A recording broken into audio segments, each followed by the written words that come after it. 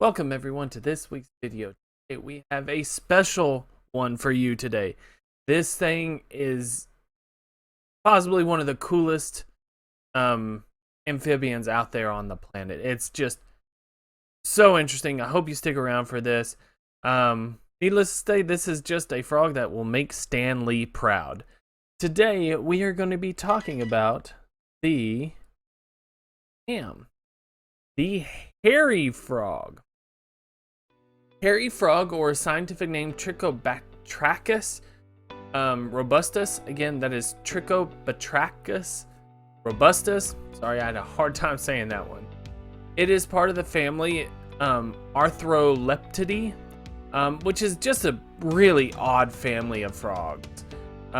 It's got egg frogs, screaming frogs. It's just a really odd family. But the whole family is found in sub-Saharan Africa. So it is a pretty small area that you can find that entire family. This frog is also known as the horror frog due to certain characteristics we will get into. But obviously the main name, hairy frog, comes from these hair-like structures that you can see in this picture that is on the body and the thighs. This is very important. Only on breeding males. It is not on females, and it is not on males that are not breeding. These are found in, think like the Congo Delta, Equatorial Guinea, Gabon, Nigeria. Think these forests, these heavy rainforests. In fact, their habitats are subtropical or tropical moist lowland forests, rivers, arable land, plantations, heavily degraded forests. They can actually live in quite a few places, as long as it maintains enough heat. Just a fun fact about this: the hairy frogs are actually eaten in Cameroon. The native tribe traditionally believed that the frogs fall from the sky, and when eaten, would help childless couples become fertile. Just an interesting factoid. Males are about 10 to 13 centimeters, which is about 4 to 5 inches long.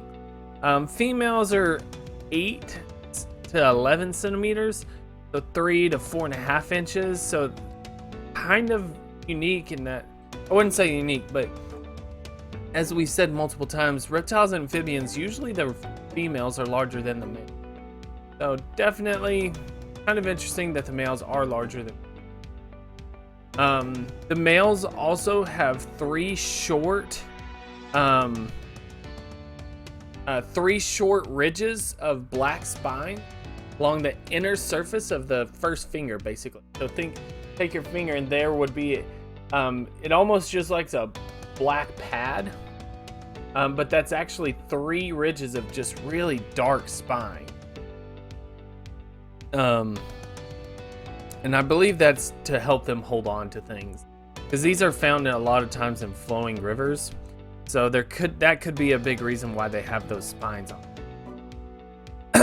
But now, as I said, these hairs on the side, which is just weird on a frog, is it not? It's just weird to see a frog with hair. Well, these are not actually true hair. Breeding males develop these hair-like dermal papillae. So basically think like a small growth that grows into a just long tubular structure. And these contain arteries.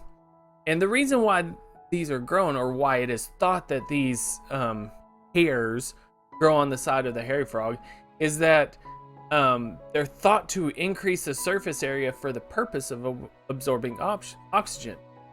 Because it's important to note that a lot of oxygen that frogs consume is actually taken in through their skin, not through their lungs, usually through their skin.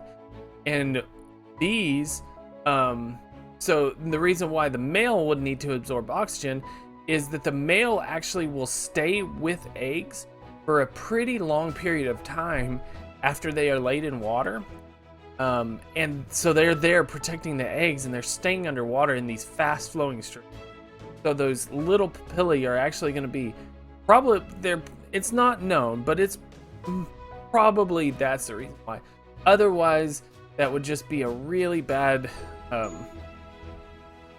sort of mechanism. Because if you got in a fight, you think about it, you got a bunch of just loose hairs hanging off your side that have a whole bunch of blood in them, and they're arteries too. So definitely has to be a reason why they would go through that. But even though we have said that they are in that water, this species is terrestrial. They only return to water for breeding purposes. And just a little bit about their breeding, and more importantly, their tadpoles. Their tadpoles are actually extremely muscular. Most tadpoles go through a beginning stage where they can't swim too well. They just aren't really, muscular. Well, these things have built tadpoles. These things are basically tadpoles on steroids. Not only that, they are a carnivorous tadpole. So they're eating smaller tadpoles, insects, fish when they get bigger. In fact, the tadpole has several rows of horn teeth. So kind of think like a shark, just a whole bunch of rows of just horn teeth instead of serrated teeth.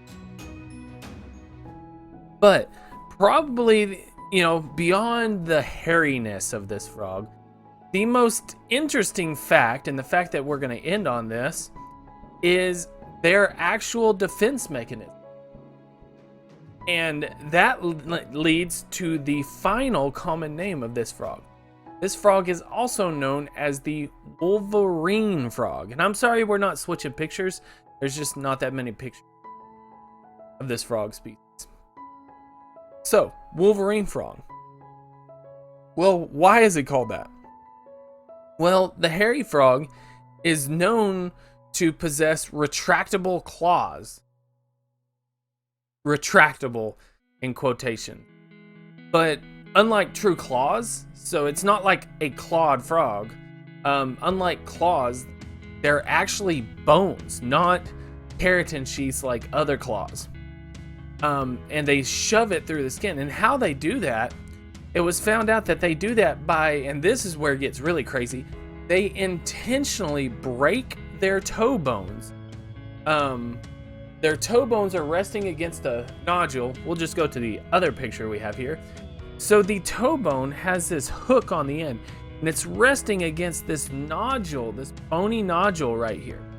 And basically, when these frogs get stressed, they flex the muscle right here, which causes this bone to break and literally shove this bony claw out of their toe pads to be exposed. And it's connected by just some collagen, but as a couple of people have discovered firsthand, whenever the frog is grabbed or attacked, that frog can immediately break that nodule connection and then force those sharpened bones. And remember, a frog can kick, so it's just sitting there, and this is not like other frogs that kind of go limp after you get a good hold on them. These start kicking hard, and so it just starts slicing a person's skin. And that is why that one tribe that we talked about that ate these will not hunt these by hand. They hunt them with spears or bow and arrows. They will not grab these by hands, just because apparently there are legends of how much damage these frogs can do. Now, as far as what happens afterwards, they can't seem to just pull the claw back. So there's a couple different ways that scientists think that they can get their claws back inside their body. One is that once all the muscles relaxed, it kind of just slides back in. And another kind of thing is that frogs actually have pretty good regeneration powers. Again, kind of like Wolverine. And so what some scientists think is basically just all of the tissue heals and regenerates around that claw. But thank you guys so much again. I really appreciate it, and I hope to see you again. Please leave a like, comment, and subscribe if you do. I really appreciate it. Been enjoying all the comments. Please keep them coming. I read every single one. Reply to as many that need a reply. But once again, thank you guys so much again. Take care of yourselves. Take care of your loved ones. And